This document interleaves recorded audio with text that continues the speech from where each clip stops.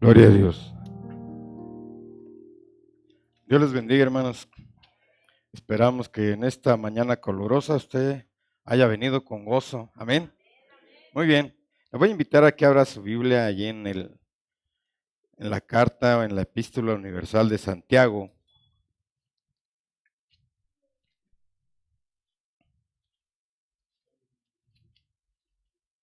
Santiago en el capítulo 5.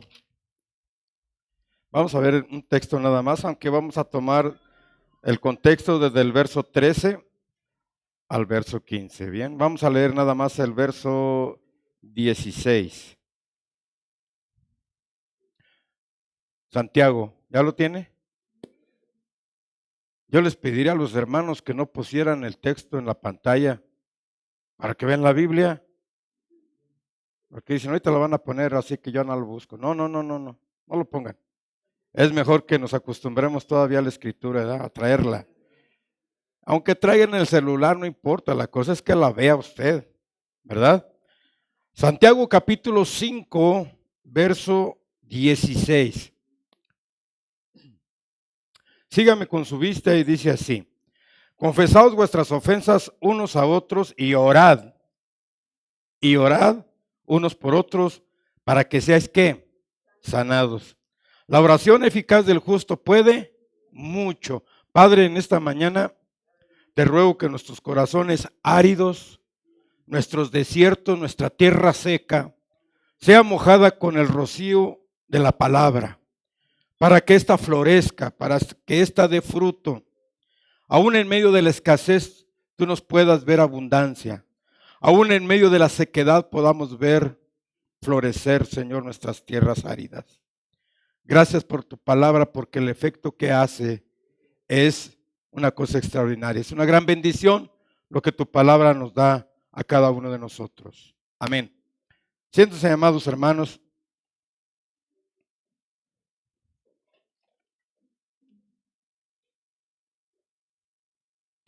Bueno, le tengo una buena noticia. Quiero decirle que vamos a quitar el día viernes el culto de oración. ¿Por qué razón? Porque no vienen a la oración. Sí, ya vi la expresión de algunos hermanos. No lo quite, hermano. Lo vamos a crucificar si usted lo quita. Bueno, es una broma de humor negro, dicen por ahí.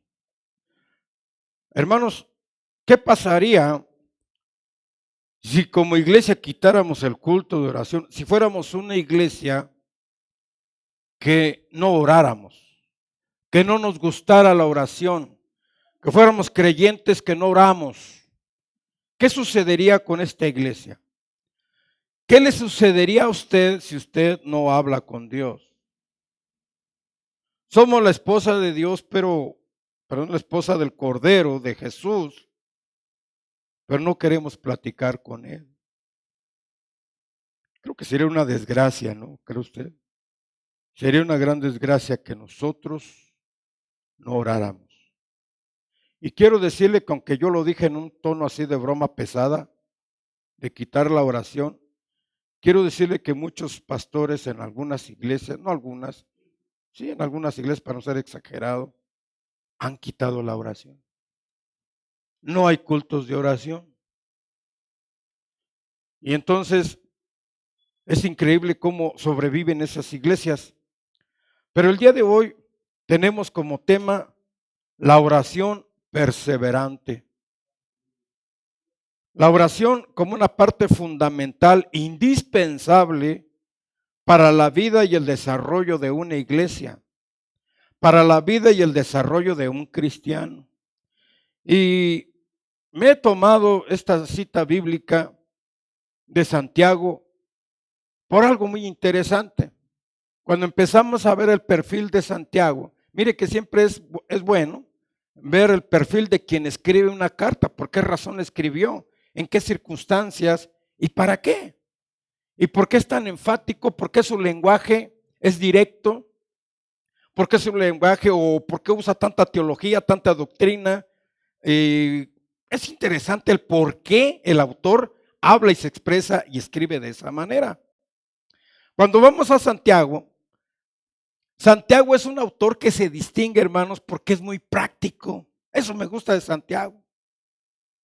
Es un autor que va a la praxis luego del cristianismo. Él dice que los que tenemos fe en Cristo debemos demostrarla con hechos. Esa es la expresión, es el tono de Santiago. Y también tiene que ver con las actitudes de quienes profesamos ser cristianos. De qué manera debemos de comportarnos, tanto afuera como dentro de la iglesia. Esta carta universal no es un tratado teológico, desde luego, ni de doctrina. Sin embargo, él exhorta, anima a los creyentes a ser hacedores de la palabra y no solamente, ¿qué? Oidores. Santiago es práctico. No anda dándole vueltas al asunto, sino como decimos por ahí, va al grano, va derechito al grano. En la epístola de Santiago nosotros vemos que es considerada, dicen por allí los que saben de estas cosas, es considerada como una de las 2 o 3 cartas o libros del Nuevo Testamento más populares, que más lee la gente, fíjese. La carta amonesta, la carta está llena de exhortación, la carta anima, ¿verdad?, a la iglesia. No es que no le interese la teología a Santiago, sino que más bien nos lleva a los cristianos a la aplicación de la práctica de esa teología. La gran cantidad de metáforas, de ilustraciones, es su metodología de enseñar de Santiago. Por ejemplo, nosotros aquí en Santiago, usted ha leído esta carta y puede ver que él habla del viento, de la ola del viento que es impulsada de un lado hacia otro. Habla de la flor que se seca, del espejo, del freno del caballo, la lengua, el timón de un barco, el fuego destructor, etcétera, etcétera.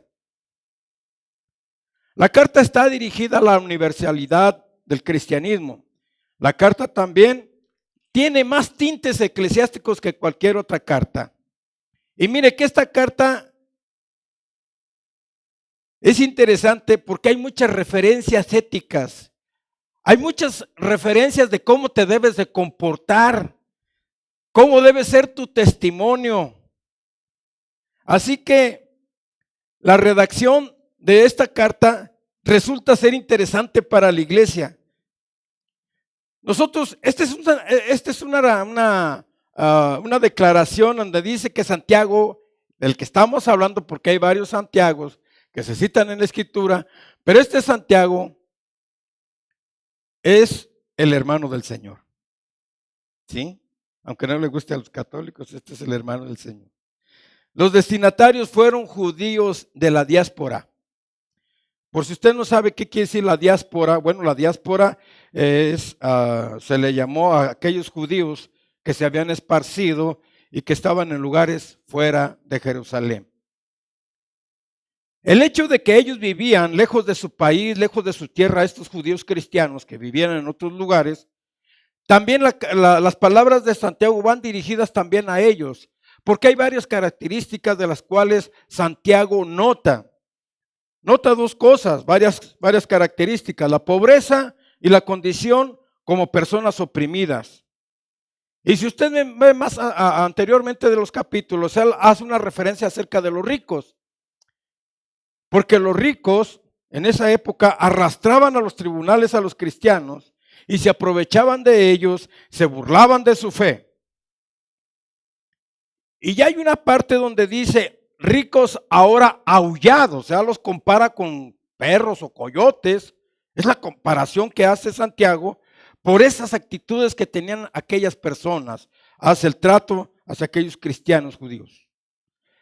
Pero el propósito de Santiago es animarlos a ellos a pesar de esas circunstancias, en medio de aquel momento, de aquella circunstancia. Les dice: hermanos, no pierdan la fe. Amados hermanos, aunque ustedes estén pasando esas situaciones, en medio del sufrimiento, en medio de las dificultades, Él les está recordando que hay un juicio divino en el cual va a juzgar a la gente por sus acciones. O sea, no se desanimen. Continúen con ese fervor piadoso de consagración, de no renegar en contra de Dios. Mantengan su postura. No solo critica la postura mundanal, el comportamiento de la gente de afuera, sino también la conducta interna de la iglesia, donde la esquizofrenia espiritual de las congregaciones interfiere a la oración. Utilizar este término de esquizofrenia es porque algunas personas hacían otro tipo de actividades y criticaban la espiritualidad de los cristianos. Y muchos de ellos se enrolaban en este tipo de conflictos, de alegatos, y dejaban de orar. Y esto es normal. Cuando él tiene discusiones y dentro de la iglesia hay problemas, el pueblo deja de orar. Y cuando se deja de orar, la gente se aleja de Dios. Así que todo problema, todo conflicto espiritual o todo conflicto dentro de la iglesia interfiere a la oración, que nos impide poner en práctica lo que nosotros decimos que somos. Viera que es muy interesante esto. La conducta del cristiano no solamente debe estar bien dentro de la iglesia, sino también fuera de ella. Y hablando de la oración a propósito, yo haría una pregunta retórica en este momento. Preguntaría, ¿por qué oramos? ¿Por qué oramos? ¿Para qué oramos? ¿Cómo oramos? Vi un artículo que decía, los cristianos oramos mal.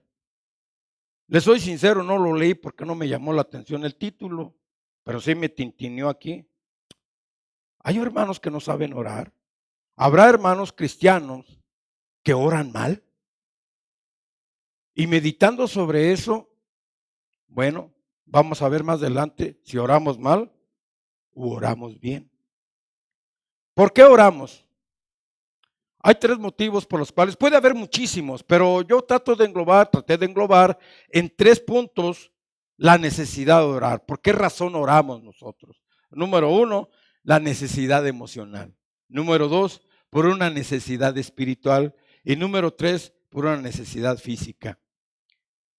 Espero tratar de englobar todas las necesidades, pero creo que esas son las principales por las cuales nosotros somos motivados a orar. Bien, la necesidad emocional. Cuando nosotros vamos al verso 13, si usted tiene su Biblia abierta, ¿sí? Pregunta Santiago y dice, ¿está alguno entre vosotros qué? ¿Está alguno entre vosotros qué?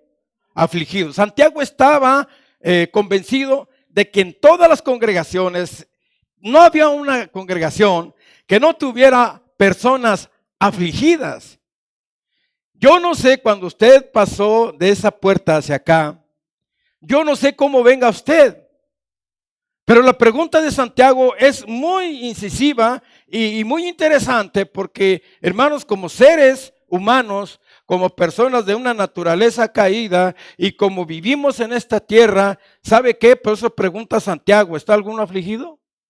Es una pregunta, cierto, retórica, porque se contesta en sí misma, claro que sí. Si yo les pregunto a ustedes, hermanos, ¿está alguno afligido? Más de alguno va a levantar la mano y va a decir, yo sí estoy afligido. Y no es que esté mal, es que la vida cotidiana nos lleva, hermanos, a esa parte. Más de alguno de nosotros está afligido en esta mañana. Y es por eso que Santiago dice, ¿está alguno afligido? No deja pasar por alto esa parte, esa necesidad del ser humano, esa necesidad del cristiano. ¿Está alguno afligido? No quiere decir que el hecho de que usted sea cristiano no va a tener aflicción. Mismo Jesucristo lo dijo, en el mundo, estando aquí, vosotros tenéis ¿qué? Aflicción, pero confiad. Yo he vencido. No dice, les voy a quitar la aflicción. No dice así. La Escritura dice, confiad, yo he vencido al mundo. Quiere decir, vamos a tener aflicción constantemente, pero dijo Jesús, confía en mí, no te preocupes, confía en mí. Yo he vencido al mundo. Cuando dice yo he vencido al mundo, quiere decir que Él va a vencer nuestra aflicción. Amén. ¿Estamos de acuerdo en eso? Ok. Como cristianos y como iglesia pasamos por diferentes pruebas. Pablo habla a Filipenses, a la carta a los Filipenses, a los hermanos que están en Filipos, en el capítulo 5, verso 17, hay un texto muy pequeñito que cuando estábamos chavalines en la escuela dominical todos nos lo aprendíamos porque no estaba muy largo. ¿Qué dice? Orad sin cesar. Espero que algunos hermanos se lo aprendan y que lo practiquen. Sería interesante. Lo practiquen. Orad sin cesar, dice Pablo. ¿Por qué razón? Porque la iglesia está expuesta a muchas situaciones en este mundo. La iglesia se enferma. ¿A cuántos les dio el COVID-19? Aleluya. A todos. Hasta a los jóvenes les dio. ¿A quién no nos dio? ¿Por qué? Pues estamos expuestos como personas, somos, hermanos, somos de carne y hueso. Así como se enferma la gente de afuera, nosotros también nos enfermamos. ¿Sí? Somos de la misma naturaleza física. Bien, pero el asunto aquí que quisiéramos enfatizar, que oramos por una necesidad emocional, es que Santiago es muy enfático y dice que en toda situación y en toda circunstancia, por muy adversa que ésta sea, aunque sea en contra aún de nuestros deseos, aún en contra de nuestros sentimientos, nosotros debemos permanecer siempre orando al Señor. Eso es una recomendación, una exhortación. Es más, si usted me apresura un poco, es una obligación, inclusive orar. ¿Cómo la iglesia impacta este mundo? ¿Cómo usted puede permanecer firme en este mundo? Solamente la oración. ¿Se acuerda usted de ese coro que cantábamos? Orando muy nostálgico, de la escuela dominical. ¿Se acuerda de ese coro que decía, que nos enseñaban? Y decía, lee tu Biblia cada día y tú, y hacíamos ademanes, ¿verdad? Y tú crecerás. Lee tu Biblia cada día y tú. La Biblia es la palabra de Dios que nos alimenta. Dice, lee tu Biblia cada día y llora también. Y añadimos esa parte. Y llora cada día y tú crecerás. Y siempre la recomendación para un nuevo convertido, y cuando nosotros iniciamos la vida cristiana, es que nos dicen, tú lee tu Biblia y ponte a orar diario. Y es un hábito que tenemos que aprender, porque ese hábito nos va a dar fuerza para estar en este mundo. No es solamente una acción religiosa, no solamente pues como rezar el rosario, no. Es un ejercicio que fortalece nuestra fe, que fortalece nuestra vida espiritual. Pero ahorita vamos para allá. ¿Está alguno afligido? Dice, ¿está alguno alegre? ¿Qué dice? Pues cante alabanzas. Bueno, yo pregunté, hermanos, más de algunos de los que están aquí entró afligido. Entró afligido. Pero también hay que decirlo. Muchos entraron alegres. ¿Cuántos entraron alegres? Pues yo no vi que entraran danzando. Bueno, no somos de esa manera, ¿no? Pero también entró gente alegre. Gente, no que no tenga problemas, sino que el día de hoy entró con una expectativa. Y miren, hermanos, qué bonito es que llegue el domingo. Digo, apelando a nuestro servicio en que nos reunimos. Qué bonito es llegar el domingo, porque el domingo siempre entramos, ¿verdad? ¿Qué vamos a cantar? ¿Quién va a dirigir? Hasta la gente pregunta, ¿verdad? ¿Quién va a dirigir? Fulano de tal. Pues el culto va a estar bueno. ¿Quién va a dirigir? Ay, como que le hace falta algo de fuego ese hermano. A pesar del calor de 35 grados, dice, todavía le hace falta más calor. Bueno, inclusive hasta preguntan, ¿quién va a predicar?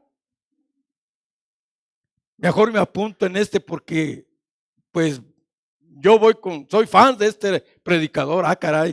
Bueno, ya hay una predilección, ya ahorita los ponemos a usted a escoger en 3 cultos y usted dice, yo voy con el hermano, me gusta escucharlo, aprendo de él, etcétera. No hay ningún problema, usted tiene esa gran ventaja y esa bendición, pero yo creo, hermanos, que todos los que estamos aquí al frente procuramos llevarlo a usted ¿verdad?, a ese encuentro con Dios, a apoyarlo en su necesidad, a que pase, hermanos, un momento delante de la presencia de Dios y esperando que en ese momento, que si usted viene con aflicción, viene con alguna angustia, usted se sienta a gusto y diga, en este día al salir de este lugar ya voy bien, ya voy tranquilo, se me quitó la aflicción, porque cuando menos estuve en la presencia del Señor. Bien, ¿por qué oramos? Por la necesidad espiritual. La cita de Lucas en el capítulo 22, en el verso 40, relata que Cristo está en el Getsemaní y Cristo le dice a sus discípulos, ¿saben qué? Voy a orar. Jesús está pasando una situación de aflicción, una situación muy difícil. Y él va y ora y dice, Padre, que se hagan las cosas como tú dices, no como yo las estoy pensando, que se haga tu voluntad. Pero les dice a los discípulos, pónganse a orar, por favor, para que no entréis en ¿qué? Cuando nosotros hablamos de la palabra tentación, siempre la relacionamos con las cosas sexuales, con una mujer, o en el caso de las mujeres, con un hombre. Ay, esa es la tentación. Pero hermanos, no solamente la tentación se refiere a ese tipo de atracciones, sino cuando Jesucristo, hermano, dice, orad para que no entres en tentación. Lo que estaba el Señor diciéndoles, no entres en la tentación, orad para que no entres en la tentación de desconocerme, de rechazarme, de acusarme, de denunciarme ante el peligro. No vayas a entrar en esta tentación. Por favor, oren para que ante el peligro, cuando se vea, no me traiciones, no me rechacen, no me desconozcan, no huyan. ¿Y qué cree que pasó? Pues no oraron. Llegaba a Cristo y los encontraba durmiendo. Y se cumplió lo que él había dicho. Cuando llegó la turba, la gente que apresó a Jesús, juntamente con Judas, ¿qué fue lo que hicieron los discípulos? La gran mayoría lo desconoció. La gran mayoría huyó. Eso significa que lo desconocieron, que lo rechazaron. Quizás algunos, allá va aquel, mira, aquel también es discípulo. Al haber dicho, no, yo no soy discípulo de él. ¡Fum! Pegaron la carrera. No entres en la tentación. ¿Qué quiere decir esto? Que la oración, hermanos, evita que seamos traidores. Evita, hermanos, que nosotros rechacemos a Cristo. ¿Cuántos de nosotros hemos estado con amigos de la universidad o amigos del vecindario, etcétera, y hemos rechazado a Cristo? Porque no queremos que descubran que soy cristiano. No queremos que se den cuenta que yo voy a una iglesia.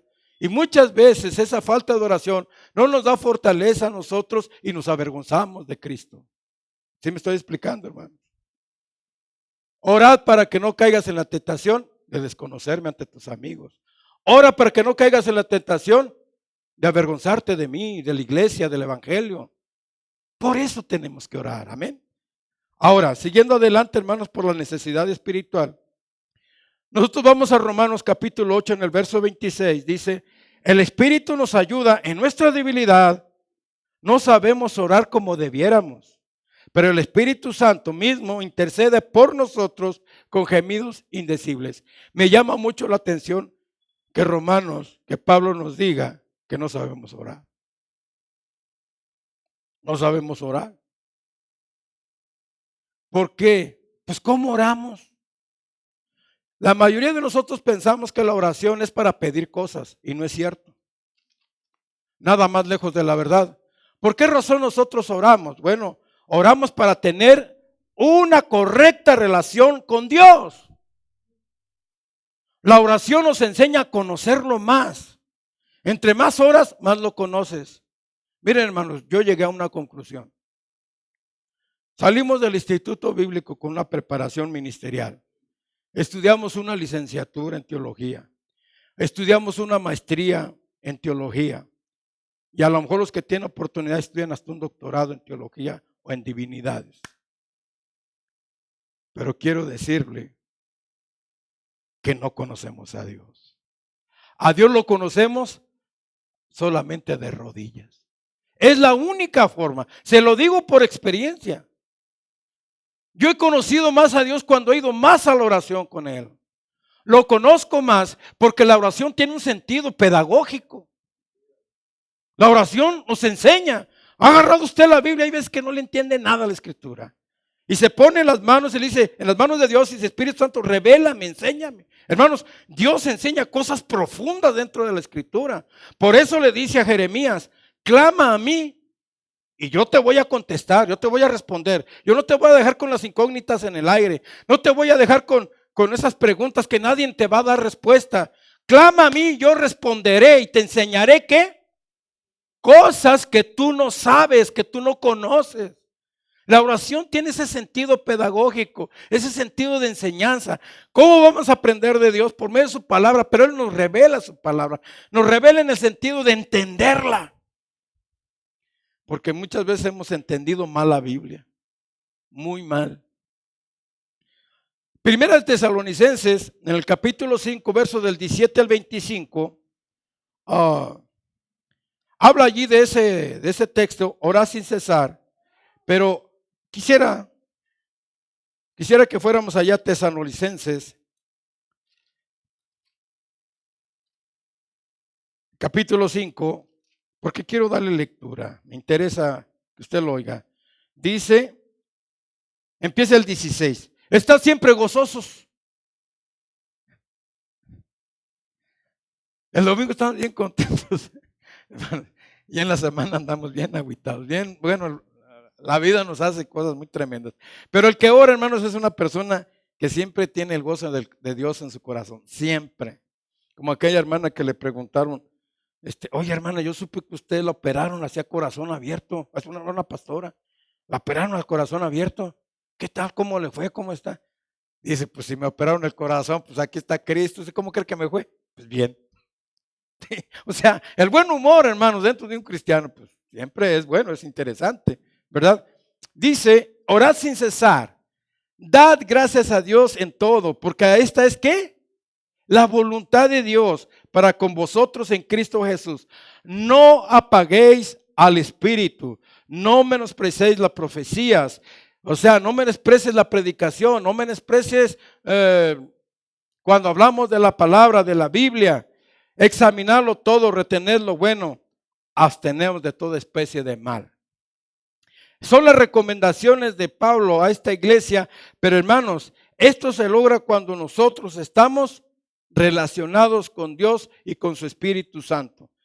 Estando juntos, dice ahí Hechos 1:4, les mandó que no se fueran de Jerusalén, sino que esperaran la promesa del Padre. Está hablando de una iglesia unida, de una iglesia que está adorando a Dios, de una iglesia que está orando, de una iglesia que dice, no salgas de allí. Están obedeciendo una orden que Jesús les está dando. Y la iglesia obedece, eso es lo interesante. La iglesia no hace lo que le venga en gana, sino que obedece un mandato de Dios y de parte de Jesús. Y dice, no salgas de Jerusalén, esperen la promesa del Padre. Después de 10 días que mencionó esto, el Señor los bendijo y vino el Espíritu Santo. La iglesia comenzó, hermanos, en una dinámica de poder. A partir de allí empezó con una dinámica de milagros, de señales, de prodigios, de sanidad y de expulsión de demonios. Y dice la Biblia que todos eran sanados. Capítulo 4, ahí en el libro de los Hechos. La oración es parte del desarrollo del cristiano. La oración es parte del desarrollo de la iglesia. Es un ejercicio espiritual que fortalece nuestra fe, que fortalece nuestro intelecto, que fortalece el corazón, que fortalece el alma. Cuando usted ora, hermano, se levanta usted glorificando al Señor, ¿sí no es cierto? Usted se levanta fortalecido. Yo a veces he dicho, cuando entramos a la iglesia entramos así. Y cuando ya oramos, hermanos, salimos pero como fieras, aleluya. Bien fortalecidos, ¿sí no es cierto? Contento de estar en la presencia de Dios, contento de haber orado, haber expresado nuestro sentir hacia Dios y tener la plena seguridad, esto es muy importante, que Dios nos oye. Yo a veces les cosquilleo en la mente a los hermanos, le digo, ¿usted cómo sabe que Dios lo escuchó cuando usted estuvo orando? ¿Quién le dijo que Dios ya lo estaba escuchando así? Oiga, la oración corre más fuerte, más a una velocidad más intensa que la velocidad de la luz. La velocidad de la luz son 300,000 kilómetros por segundo. Su oración es más rápida, fíjate hasta dónde viaja su oración. Los justos claman y Dios y Jehová Híjole, ¿quién le enseñó eso a usted?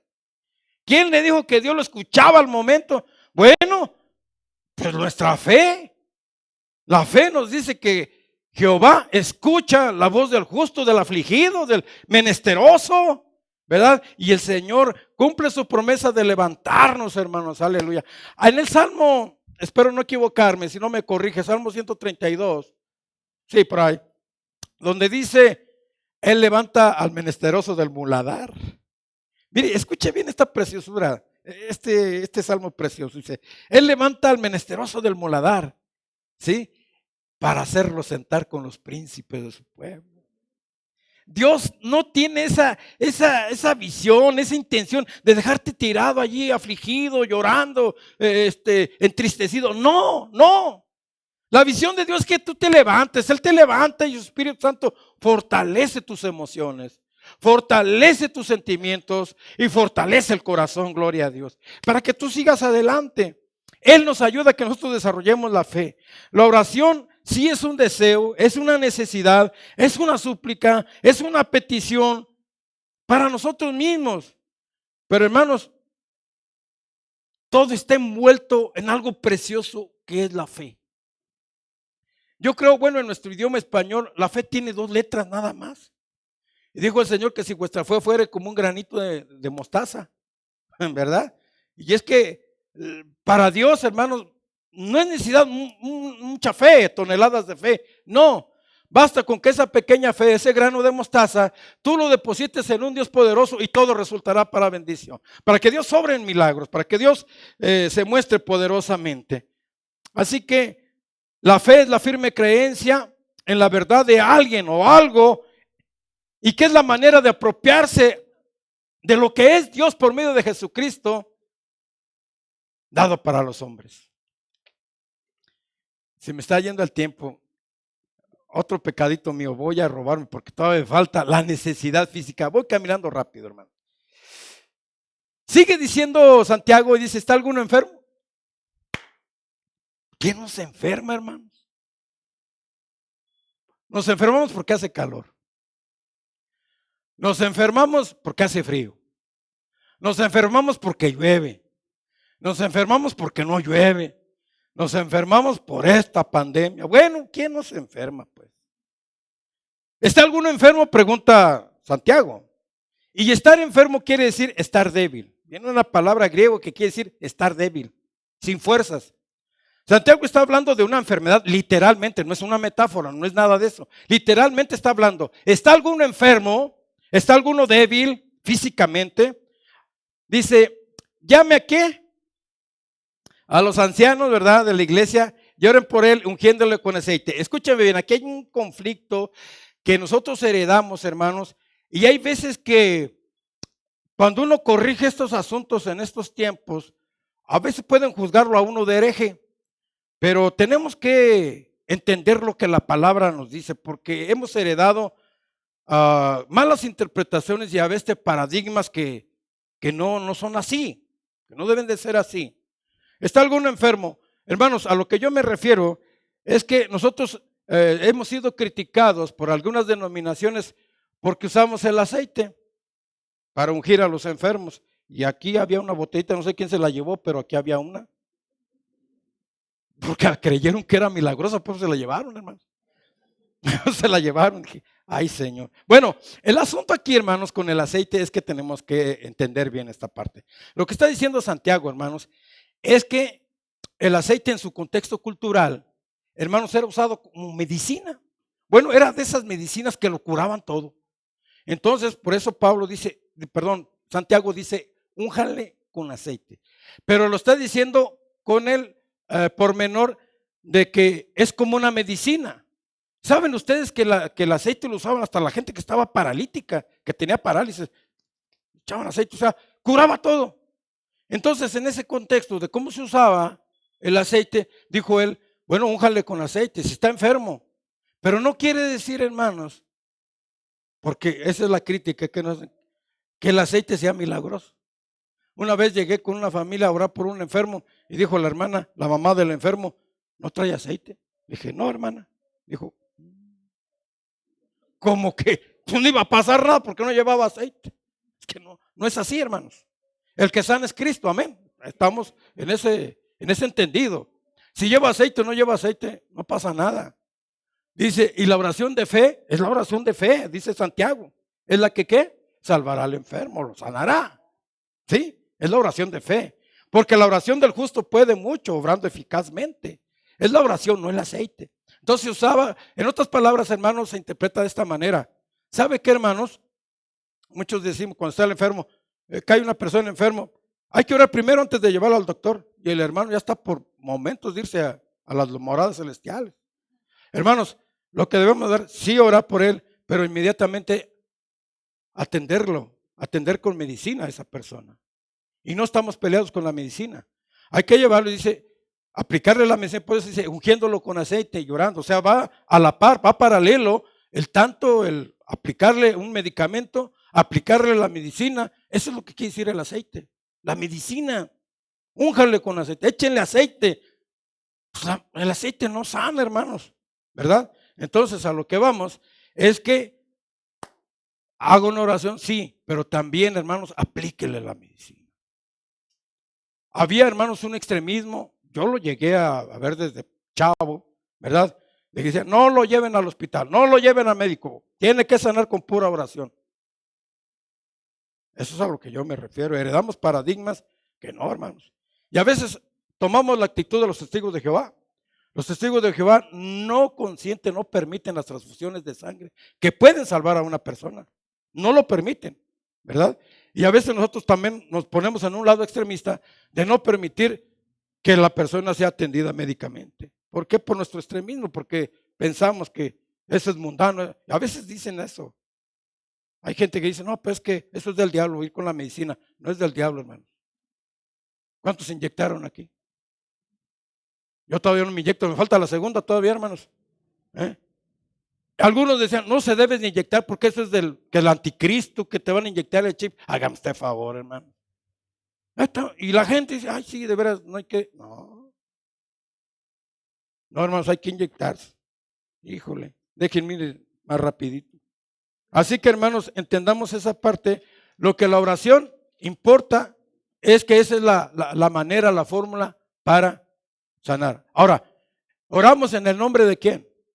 En el nombre de Jesús. Hermanos, orar en el nombre de Jesús, nuestras oraciones terminan en el nombre de Jesús, pero no es un hábito repetitivo, no debe ser un hábito repetitivo. ¿Por qué nosotros decimos, todo lo que pidieres en mi nombre, yo lo haré? Y muchos nos sentimos frustrados. ¿Por qué razón?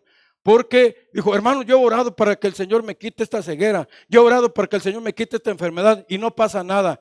Hermanos, cuando oramos en el nombre de Jesús, o dice que todo lo que pidieres en mi nombre, quiere decir que nosotros oramos diciéndole al Señor, Señor, tu obra conforme a tu soberana voluntad. Eso es. No es una fórmula mágica para decir, ahora sí va a sanar, porque la Biblia dice que orando en el nombre de Jesús va a sanar. No es así. No. Decir orar o terminar una oración por un enfermo o por alguna situación en el nombre de Jesús, estamos diciéndole al Señor Jesucristo que se haga su soberana voluntad. No caigamos en frases, hermanos, metafísicas. Yo declaro, yo decreto. Ahora que traen eso de que tú traes un milagro en tu boca, pues ¿dónde está? Porque pues, no lo veo. ¿Sí han oído eso? Tú tienes un milagro en tu boca, que tú traes un milagro. No es así, hermano. Nosotros debemos actuar de acuerdo a la voluntad de Dios. Es su soberana voluntad la que actúa. Y si usted, hermano, no es sanado, no se frustre. Hermano, estamos tan aferrados a este cuerpo que Pablo está diciendo, hermanos, va a haber un juicio. Este cuerpo no se va a ir al cielo, entiéndalo. Es que yo quiero ser sano porque me desesperan por ser sanos. Hermanos, ahora que del COVID, digo, lo doy con todo respeto, no es, pero pues ya ve que el humor uno del mexicano, hermanos, veía ancianitos que los llevaban pues ya casi acostados en silla de ruedas, ya no podían, iban a inyectarlos al COVID. Y yo decía, pues qué tanto le queda de vida.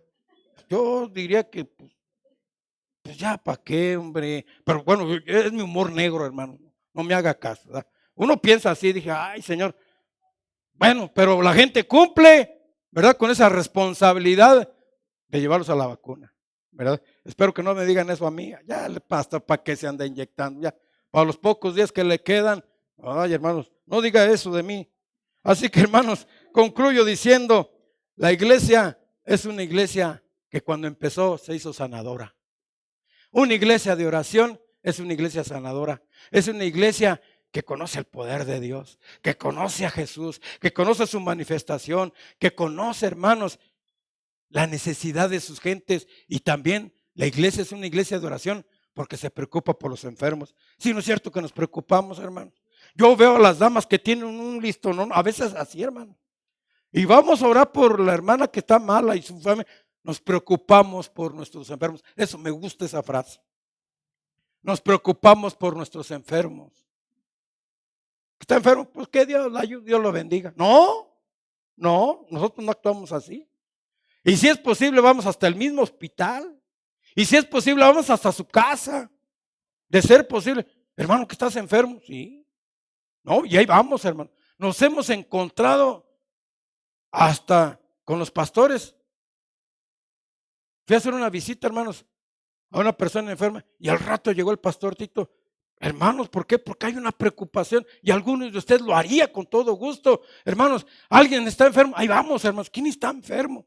Porque somos una iglesia que se preocupa por los enfermos. Pónganse de pie. ¿Está alguno afligido? ¿Está alguno contento? Gloria a Dios. ¿Está alguno enfermo? Pregunta Santiago. Porque la oración obra eficazmente. La oración del justo obra eficazmente. Acuérdense, iglesia, somos una iglesia de oración. Amén. De oración. Olviden, espero que borren esa parte donde dije que íbamos a quitar el viernes. No vaya a ser que alguien se la crea. A algunos les dará hasta gusto. Ay, qué bueno. A algunos, hermanos. Pero lo que nos gusta la oración, no lo permitiríamos. Ni nunca lo permite. No podemos quitar un día en estar en oración con el Señor. Amén. Padre, gracias.